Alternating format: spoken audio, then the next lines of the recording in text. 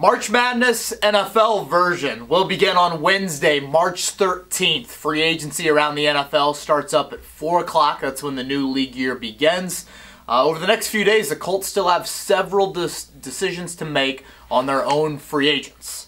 Let's start with the unrestricted list of free agents. The Colts had 15 to start the offseason. They are now down to 11. You see that list right there with their ages for the 2019 season.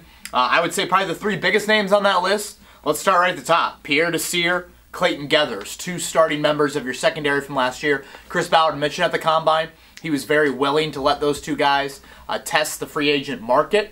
So we'll see if they get all the way to Wednesday and what their future holds in Indianapolis.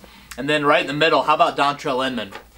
You talk about a key in-season signing for the Colts last year. We know that improving the wide receiver talent is a very important key for the Colts here in 2019. Having said that, and bringing Inman back would give you that reliable target that he was for the final couple months of the 2018 season.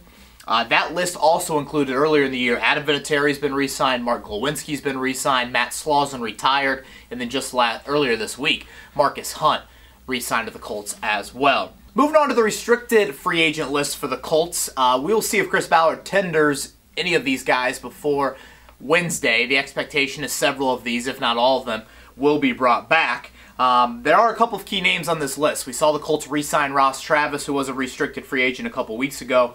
Probably the three most important names right at the top there, Evan Boehm, key interior, depth guy. Chris Ballard has mentioned him in the offseason before as a guy that they liked what he did when Ryan Kelly was injured for the Colts last season. Matthias Farley, one of the favorites of Chris Ballard. Fully expect him to return. Gives you some depth. He did injure his wrist in Week 5 last year and spent the entire season on injured reserve after that injury. And then lastly, how about Chester Rodgers? You talk about a guy that has really been this team's punt returner now for the past couple of years, and I believe was the second leading receiver in the wideout group for the Colts this season.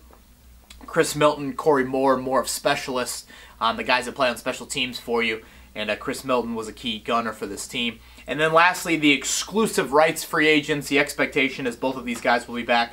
Marcus Johnson at receiver, who went on injured reserve in October, and then Luke Rhodes, the team's long snapper. So some key decisions for the Colts to make here in the next few days. Again, they currently have $101 million available to them in free agency. That is the most of any team in the NFL.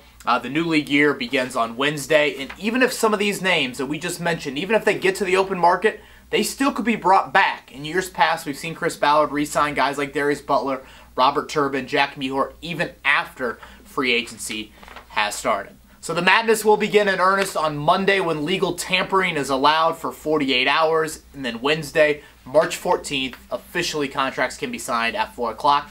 As always, stay tuned to 1070thefan.com for the latest.